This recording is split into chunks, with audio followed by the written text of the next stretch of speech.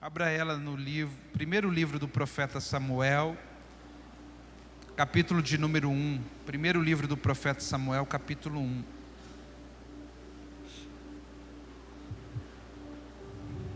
Essa será a quarta mensagem dentro dessa série.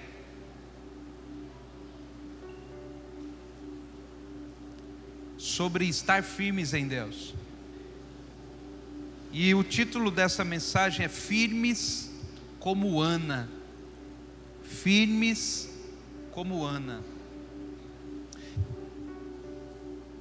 Eu quero extrair da vida dessa mulher algumas lições, alguns princípios valiosos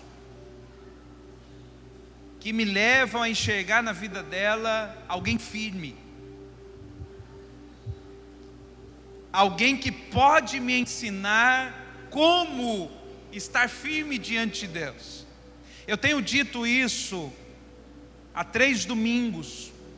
Essa necessidade, essa urgência de Deus gerar em nós um caráter firme. E talvez para algumas pessoas isso seja difícil. Talvez para algumas pessoas que receberam uma cultura de que, olha, quando você enfrentar um problema, você muda. Quando você estiver diante de uma circunstância difícil, deixa para lá e vai procurar outro lugar. Seja difícil ouvir algo como permanecer. Talvez diante de uma geração que tem relativizado a verdade eterna e tem transformado os princípios de Deus em verdades relativas, seja difícil ouvir para permanecer firme diante de qualquer circunstância. Mas eu quero dizer para você uma coisa bem simples: se quisermos sermos cristãos aprovados por Deus, precisamos ter no nosso caráter e na nossa vida a firmeza como característica. E eu quero falar sobre Ana. Talvez, para a maioria de nós, a história de Ana não seja desconhecida. Quem foi Ana, pastor? A mãe do profeta Samuel. Foi ela quem gerou o homem que dividiu o sacerdócio e colocou o início do reinado na história de Israel.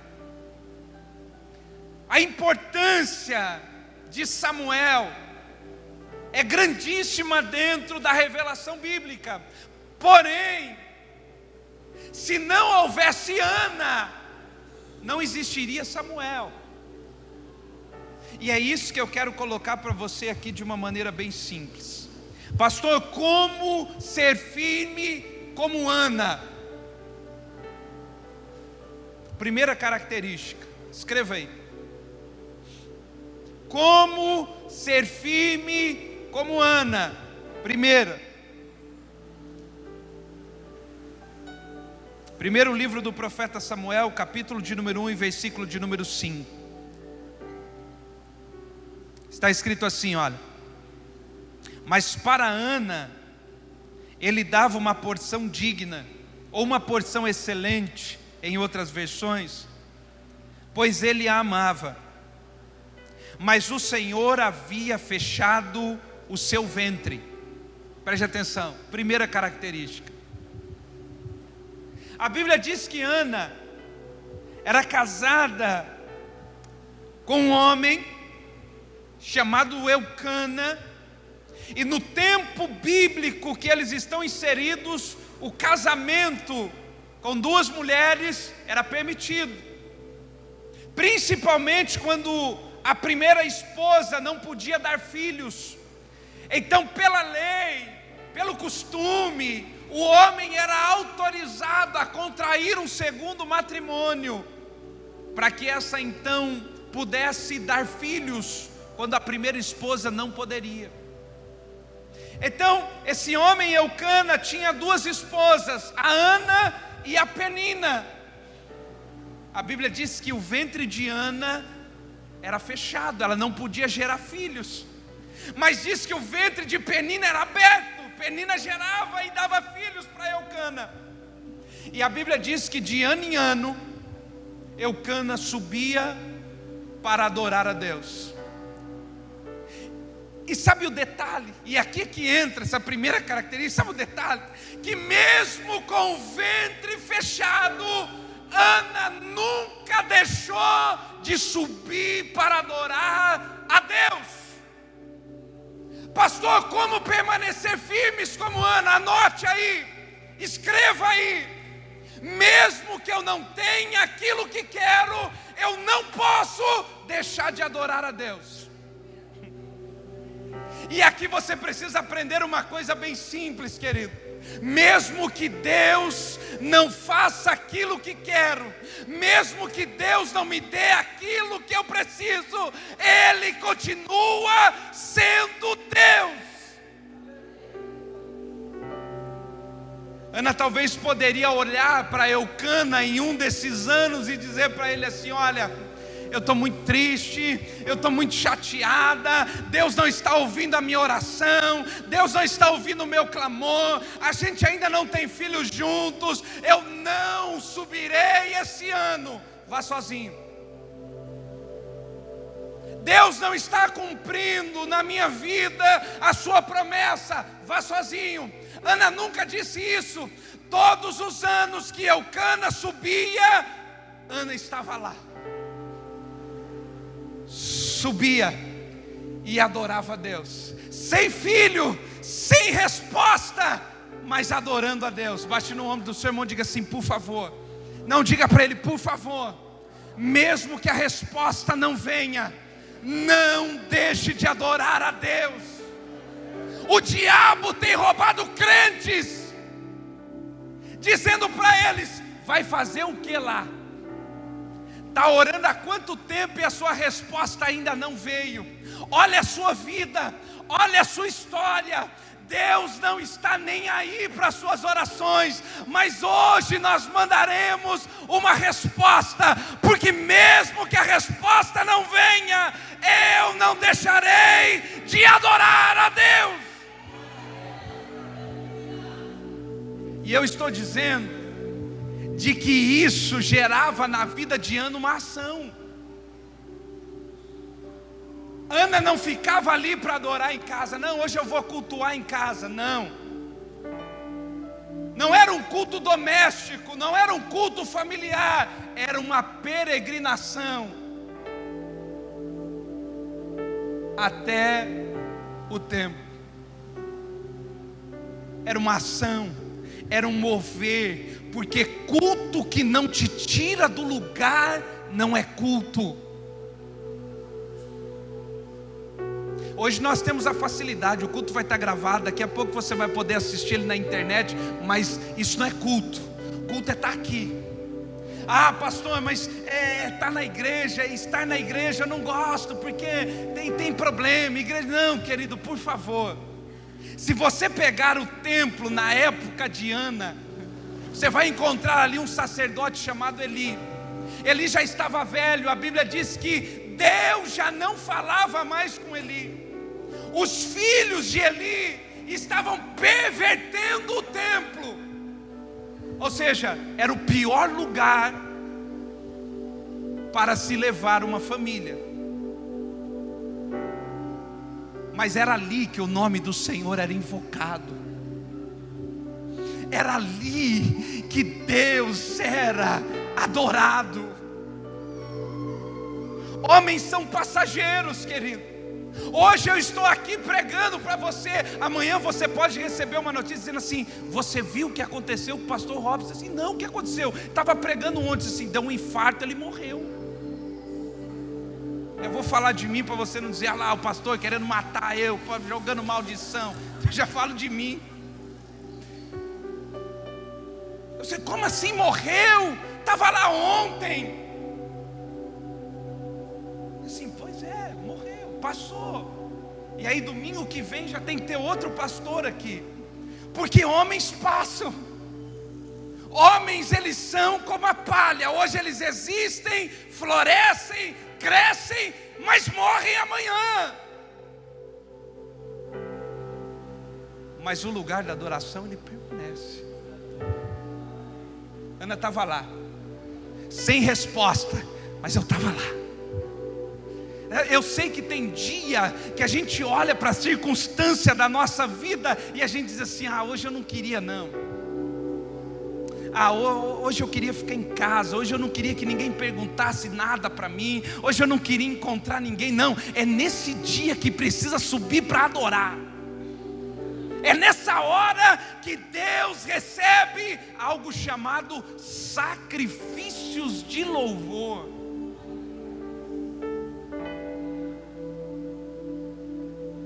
É nesses dias que eu posso dar a Deus o perfeito louvor. Pastor, mas espera aí, Ana não tinha resposta. Não, ela não tinha.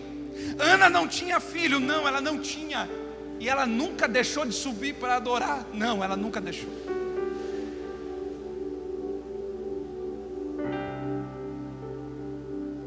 A cada subida para adorar do seu marido, Ana estava ali.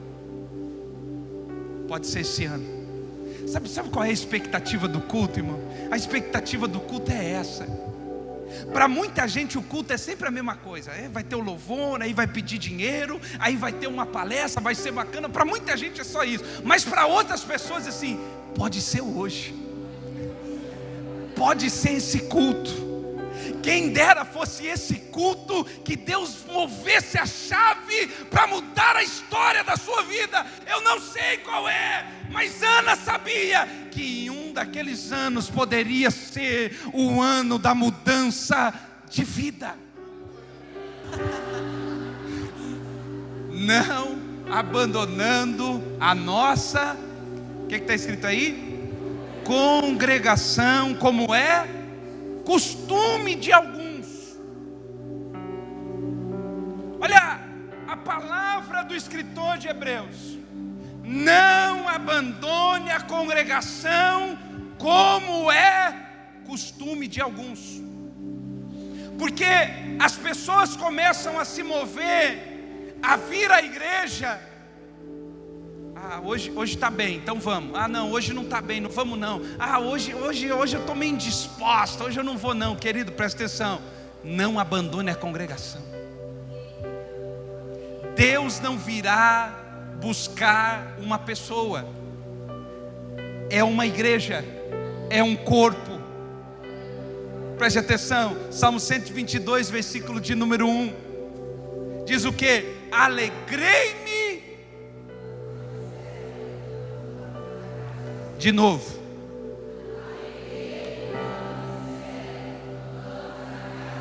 Mais uma vez.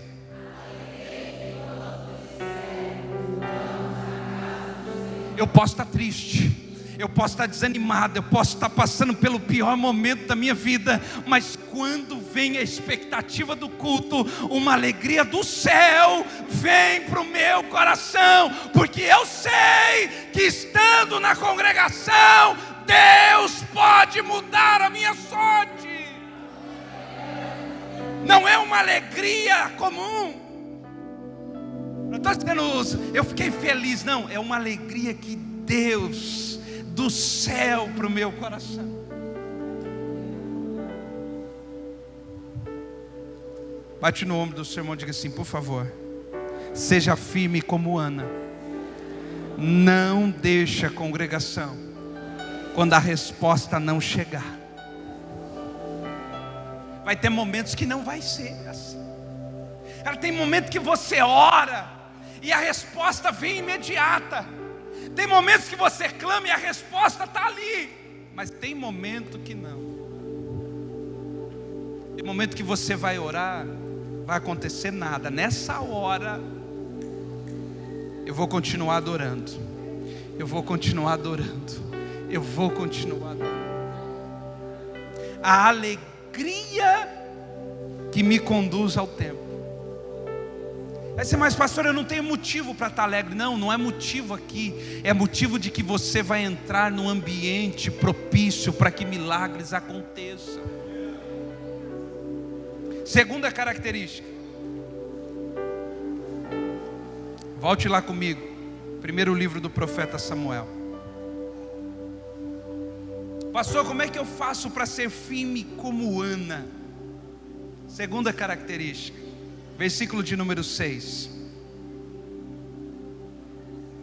Capítulo 1 do primeiro livro do profeta Samuel, versículo 6. Está escrito assim: e a sua rival.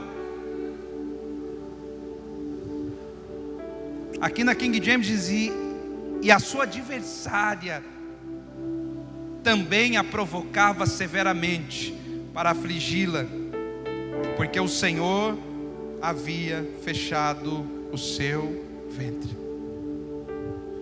Para ser firme como Ana, primeiro, mesmo que a resposta não venha, eu não deixo de adorar, eu vou subir, eu vou clamar, eu vou estar na igreja. Segundo, cuidado com as provocações. Sabe uma coisa que tira a gente do lugar? Sabe uma coisa que desestabiliza a nossa vida, o ministério, a igreja? É quando ela começa a ceder às provocações. Nós estamos vivendo dias de provocações. As pessoas provocam na rede social, as pessoas provocam por onde vão, as pessoas falam mal, as pessoas criticam, as pessoas caluniam. Até o dia que eu ouvi uma expressão, alguém chegou para mim e disse algo bem simples. Ele disse assim: filho, olha só, você não pode impedir o passarinho de sobrevoar a sua cabeça. Isso você não pode. Você não pode impedir as pessoas de estarem ao seu redor. Você não pode impedir as pessoas de estarem ali. Você não pode impedir as pessoas falarem de você. Mas você pode impedir que elas façam ninho na sua cabeça. Isso é decisão sua. Imagina Ana, ano após ano, ouvindo de Penina: você não pode gerar, você não dá filho, você não serve, você não é a mulher que o nosso marido merece, você é amaldiçoada. Oh, um monte de circunstâncias jogadas para cima dela. Mas para permanecer firme, preste atenção no que eu vou dizer, você não pode ceder à provocação. Por favor. As pessoas, quando falarem mal de você, a Bíblia diz: não retribuas o mal com o mal, mas pague o mal com o bem. Quando alguém te fizer mal, devolva o bem. Se olha, você não viu o que fulano de tal falou de você, falou isso, falou isso, falou isso, falou isso, falou assim, mas como? A pessoa tão boa, como é que ela falou tudo isso?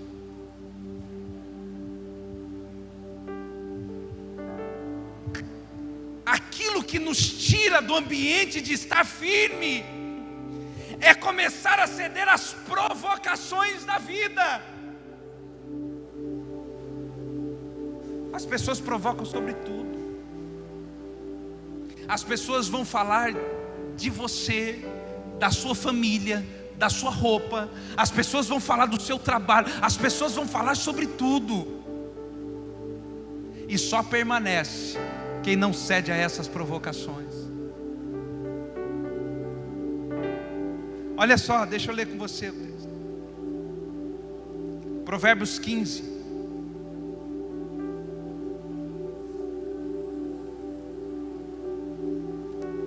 Verso 1, põe um, filho.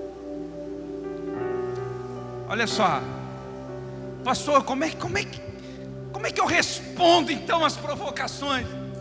Primeiro ponto, a resposta branda desvia o furor, mas a palavra dura suscita a ira. Presta atenção.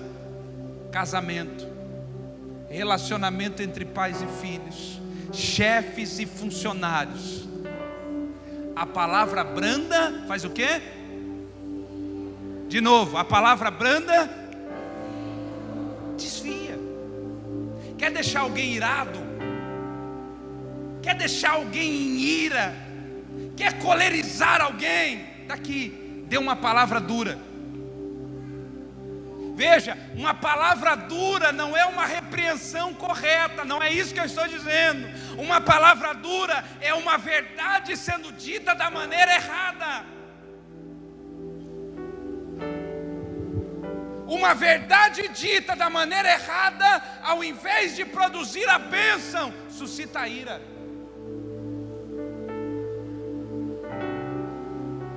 Como é que você aprende a lidar com as provocações? Resposta branda, calma. As pessoas podem não ter onde se agarrar, querido, mas nós estamos agarrados em Cristo. Por favor, as nossas palavras precisam estar agarradas aqui.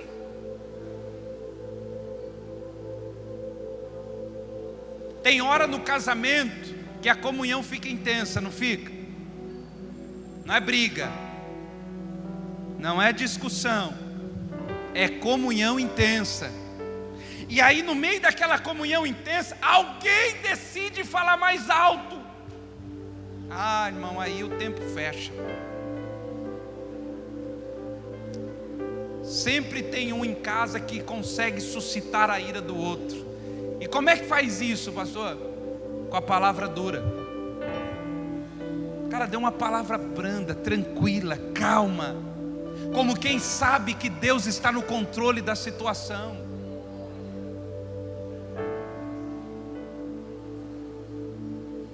Verso 18, Fê, do mesmo capítulo.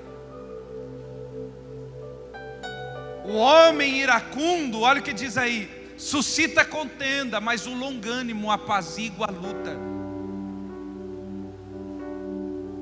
O homem irado, ele só vai produzir mais guerra. Mas o longânimo, aquele que sabe que Deus está no controle da sua família, está no controle do trabalho, está no controle de todas as coisas, o que é que ele produz? Apazigua a luta. Irmão, tem hora que a gente está lá no Facebook, o Facebook nesses últimos dias está testando a nossa paciência. E aí de repente eu vejo lá os irmãos, falar dos irmãos aqui, não é os ímpios, não, os irmãos aqui. Aí vai lá e me coloca uma postagem. Eu digo, mas meu Deus, infeliz, você estava na igreja domingo e você não ouviu. O que você está falando? Não é isso. Aí você, irmão,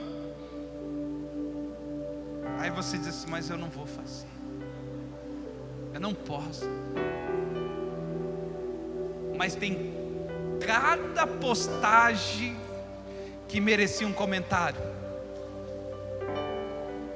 Mas se você comentasse, você suscitaria o quê? Contenda, a guerra, uma briga. E não adianta.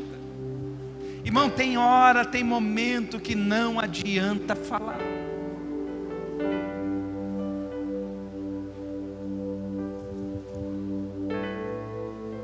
Eclesiastes 7:9, Fê. Olha o que diz aí. Não te apresses do teu espírito a irar-te, porque a ira abriga-se no seio ou no interior de quem? Dos tolos. Irmão, a provocação ela tem um alvo. Diga comigo, a provocação ela tem um alvo. Diga mais uma vez, a provocação tem um alvo: despertar em mim a ira. Por quê, pastor? Porque o homem irado, ele fala aquilo que não deve, ele faz aquilo que não poderia fazer, tudo isso debaixo do controle da ira. Por isso a recomendação é: irai-vos, mas não peque. O problema é você conseguir controlar a ira sem a ação. Porque o que é pecar, pastor? Irar é aquele sentimento, puxa vida, falaram, eu vi, que coisa. Agora pecar é ser movido pela ira. Toda vez que eu sou impulsionado pela ira, toda vez que eu sou movido pela ira, toda vez que alguém me provoca e eu respondo, sabe aquela ideia? Eu não vou deixar barato, eu não vou deixar quieto, eu tenho que falar, não tem não. Sabe como é que a Bíblia diz sobre Jesus? Ele foi levado como uma ovelha muda diante dos seus tosqueadores.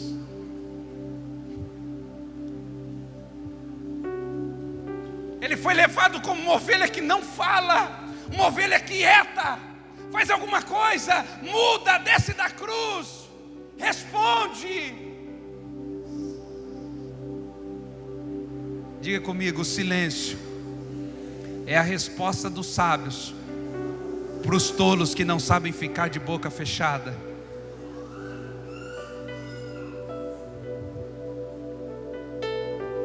Provérbios 22, 10.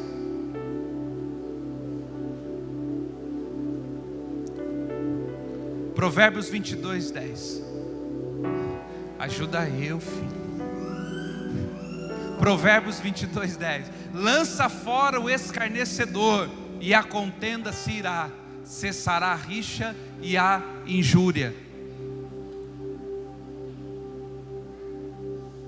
Lança fora o escarnecedor e a contenda vai embora.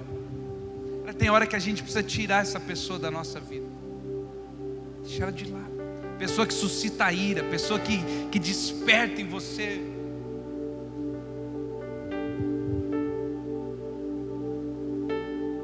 Ela está, pastor, eu não aguento. É fácil, querido, presta atenção, é fácil. É só você não compartilhar daquilo que a pessoa compartilha. Lança fora e a ira vai embora junto. Agora, Provérbios 25, 22.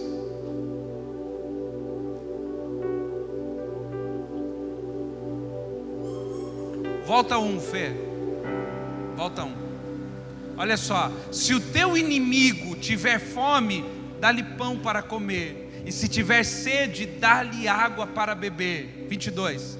Porque assim se lhe amontoará as brasas sobre a sua cabeça, e o Senhor te recompensará.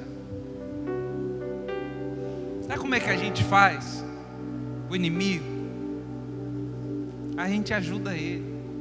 Se tem uma coisa que Jesus nos ensinou na cruz, é o olhar de misericórdia. Diga comigo, olhar de misericórdia. Quando Jesus está sendo crucificado, Jesus olha para aqueles homens que estão ali tirando a sua vida, e Ele diz assim: Pai, eles não sabem o que estão fazendo.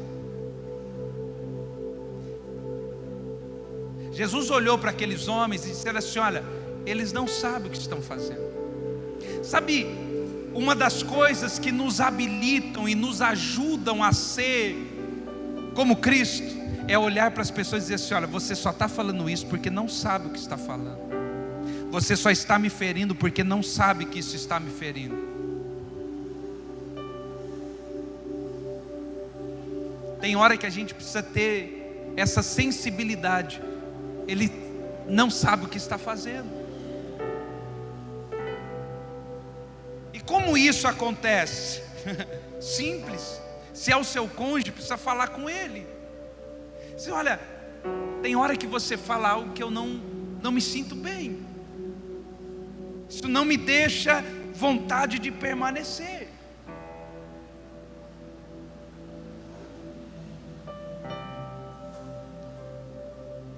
Para encerrar esse tópico, 1 Tessalonicenses 5,15.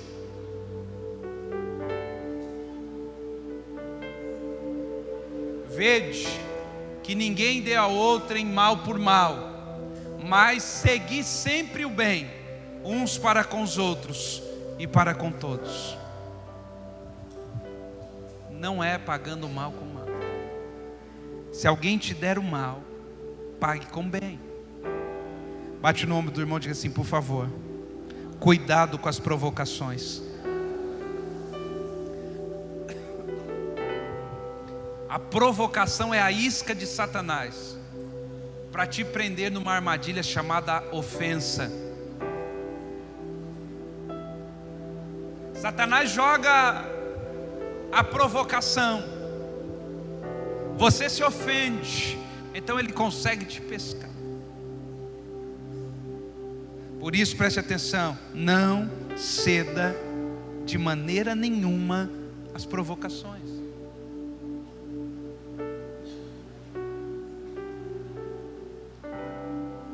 Tem uma frase, Eric, ajuda eu para se lembrar de quem é, não me lembro. Mas quando alguém chegar para você e dizer, você é ruim, diga para ele assim, eu sou pior do que você imagina. Você acha que eu sou ruim? Não, eu sou muito pior do que isso. É que a gente não mostra o nosso outro lado. Hã? Tem ou não tem o outro lado? Não deveria ter, mas a gente sabe que existe um outro lado. Não provoca, não ceda às provocações. Terceira característica,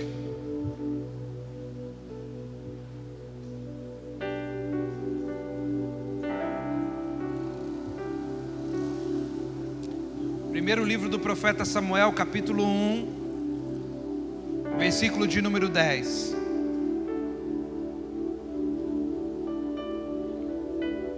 Está escrito assim: e ela estava em amargura de alma, e orava ao Senhor, e chorou muito. Diga comigo, Ana chorou muito.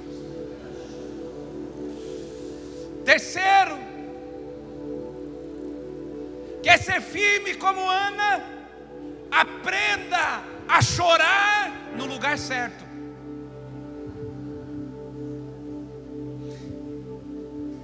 A gente vai aprender com Ana que o problema não é estar amargurado, o problema não é ter uma angústia de alma, o problema é onde você coloca tudo isso. Tem pessoas que não sabem lidar com as angústias da vida e colocam isso no lugar errado. Sabe, Ana entrava no templo e chorava no templo, se derramava no templo, porque eu preciso saber onde é o meu lugar para chorar. Eu preciso ter um lugar para mostrar quem eu sou. Eu preciso ter um lugar para colocar para fora o que está aqui dentro. Eu preciso ter um lugar para colocar para fora o que eu estou sentindo. E esse lugar é o templo.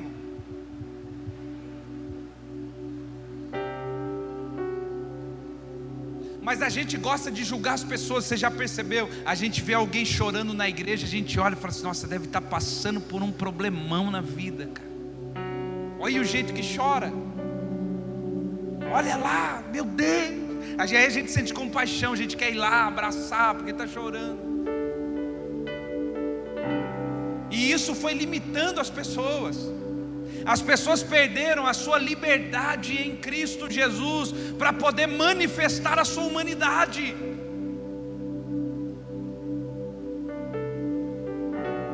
Então a gente pode entrar num culto em que a gente vai encontrar pessoas que querem celebrar a Deus. Deus está cumprindo, Deus está fazendo. Elas entraram no culto, elas querem celebrar a Deus. Em contrapartida, há outras pessoas que vão entrar no culto sem resposta nenhuma, passando pelo pior momento da sua vida. Elas vão se prostrar e chorar. Ambas estão certas. Escolheram o ambiente exato para manifestar a sua humanidade. Agora, o que eu não posso é manifestar a minha humanidade no lugar errado. Quando Jesus quis revelar a angústia da sua alma, ele foi para um lugar específico. Pegou os seus discípulos, subiu para o Getsemane. Lá no Getsemane, ele separou os discípulos, foi um pouco mais adiante com alguns e disse: a minha alma está angustiada. Nem todo mundo precisa saber que você está vivendo uma vida de angústia, mas você faz questão de acordar pela manhã, Abriu o Facebook pergunta para você: o que você está pensando? Aí você coloca lá, se sentindo mal. Aí vem os carniceiros: o que foi? Tá tudo bem, fique em paz, vai dar tudo certo.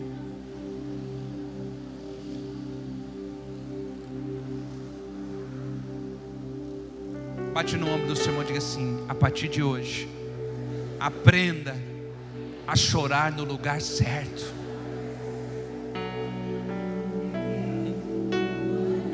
Vai para o lugar certo.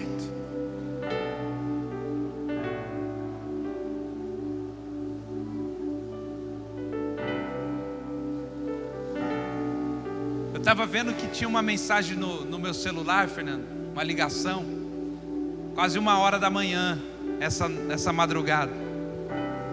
Acho que os irmãos da intercessão estavam aqui. Ó, Pedro, pega essa. Os irmãos estavam orando aqui, pastora Rosa. Aí perto da 1h eles quiseram ir embora. Foram tentar abrir o portão não abria. Ligaram o pastor, mas o pastor não é chaveiro.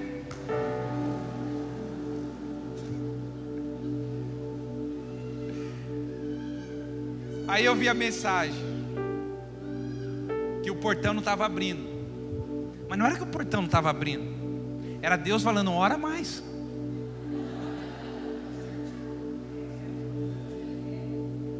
Não é isso, pastora Sandra? Ora mais. Mas daí quebraram o cadeado e foram embora.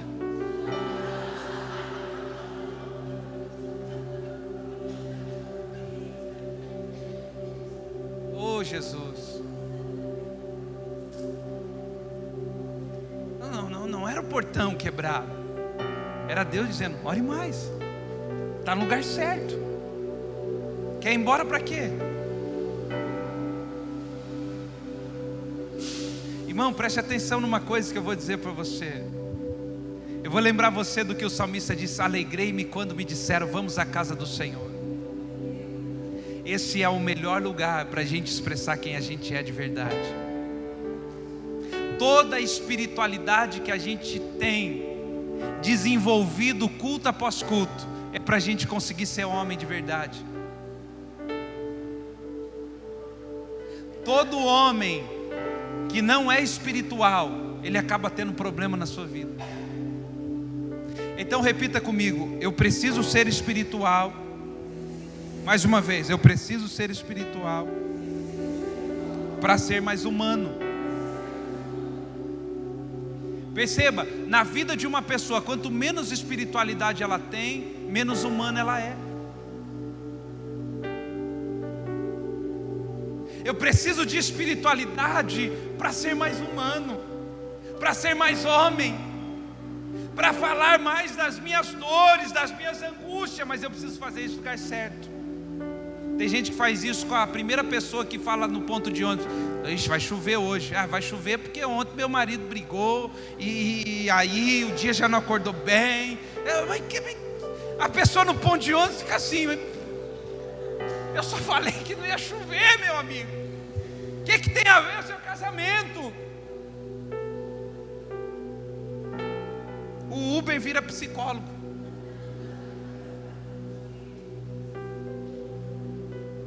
Chore no lugar certo. Por quê, pastor? Entenda uma coisa. Olha o que eu quero que você entenda. Coloca aí, Fê, Eclesiastes 3:4.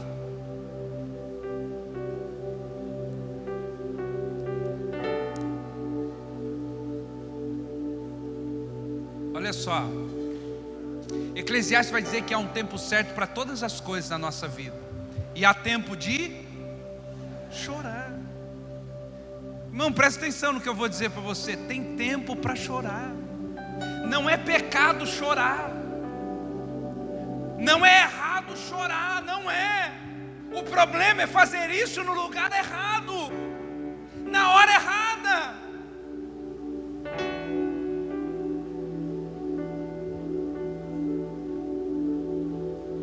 Agora, quando eu faço isso no lugar certo, aí dá certo. A outra coisa que você não pode fazer com esse tempo, Salmo 42, versículo 3. As lágrimas têm sido o meu alimento de dia e de noite. Olhe para o seu irmão e diga assim, por favor. Diga para ele, por favor, não faça das lágrimas o seu alimento. Querido, é um tempo. Vou dizer isso bem claro para você entender. O choro, ele é um tempo. O que significa isso? Vai durar um tempo, mas ele vai passar. Vai chegar o tempo de rir, mas enquanto for o tempo de chorar, chora. Vai passar. É uma fase, vai passar. Mas não faça das lágrimas o seu alimento.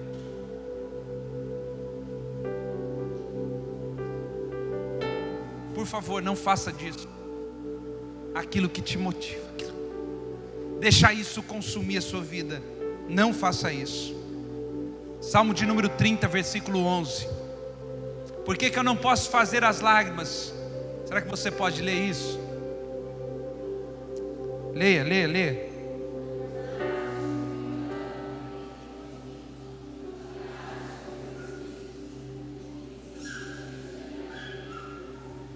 Tornaste o meu pranto em... Deus quer mudar isso, mas no tempo certo. Deus quer pegar o tempo do choro e transformar ele no tempo da alegria, no tempo certo. Quarto e último. Primeiro livro do profeta Samuel, capítulo 1, versículo 17.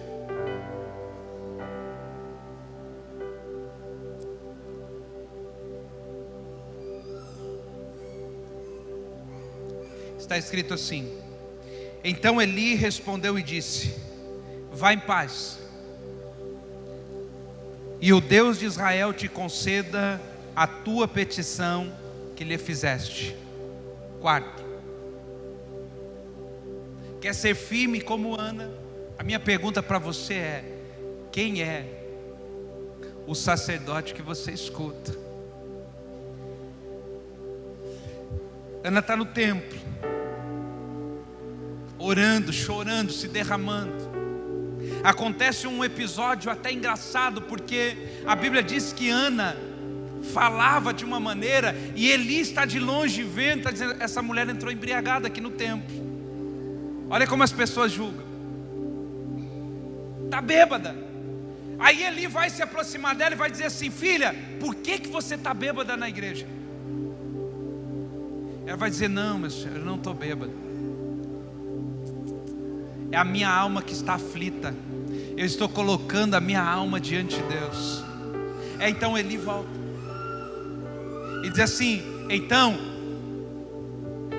que assim seja, conforme a tua oração.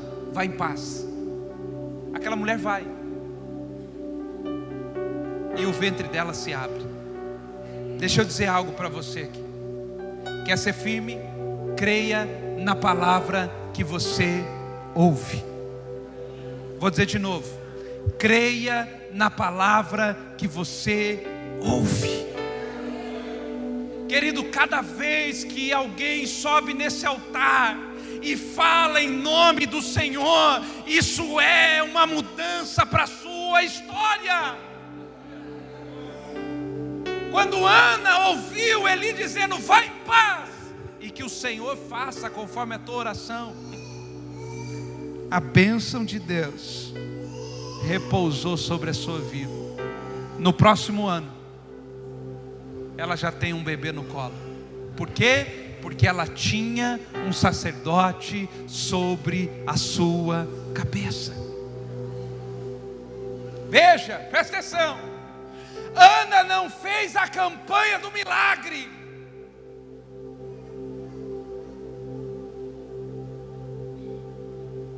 Ana não participou do corredor da bênção. Eli disse para ela: vá em paz, e que o Senhor responda conforme a tua oração. Não é a minha, Não adianta você vir aqui na frente do altar e pedir para mim fazer uma oração que você deveria fazer.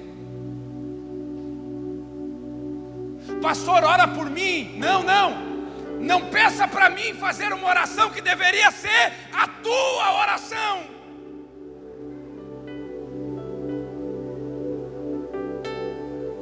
O meu papel é aqui, sabe qual é?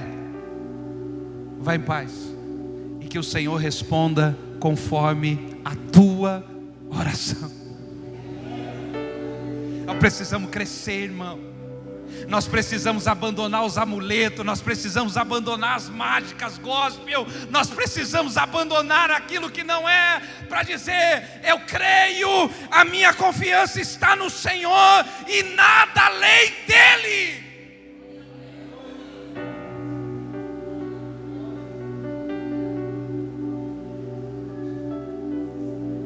Quando você tem alguém, é isso que nós... Quando você tem alguém que você confia, você anda pela palavra. Então quando você confia em alguém, alguém vira para você e diz assim: olha, pode esperar, amanhã eu estou lá. Você confia, porque você sabe, é alguém, amanhã ele vai estar lá.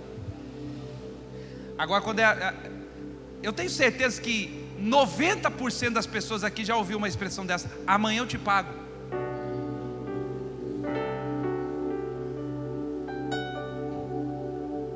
Só que o amanhã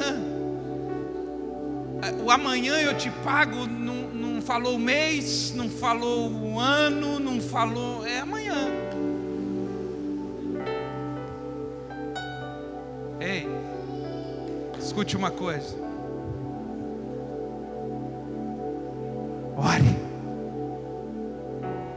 Ore, venha para o culto e ore. E quando terminar o culto, diz assim: pastor, hoje eu coloquei a minha petição diante do Senhor. Vai em paz, que o Senhor responda conforme a tua oração.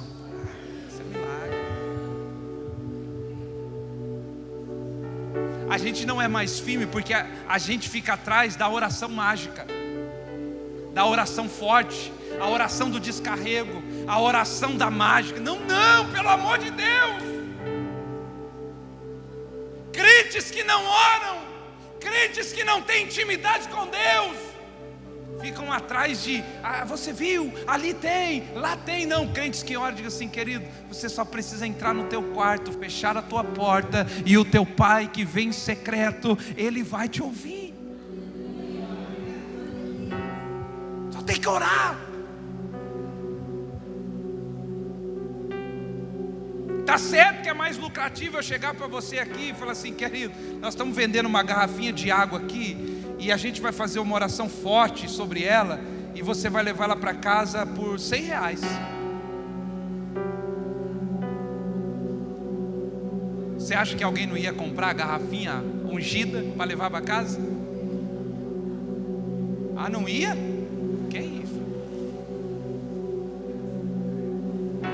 Se a senhora quebra minha propaganda, estou falando tão...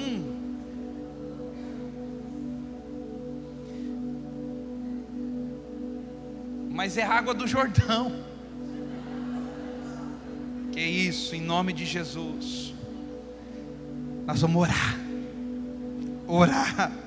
Orar.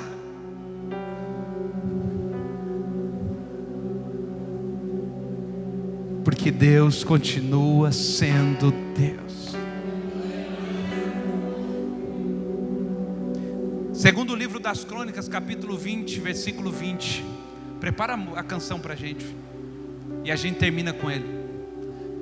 Pela manhã, cedo se levantaram, saíram ao deserto de Tecoa, e ao saírem, Josafá pôs-se em pé e disse: ouvi,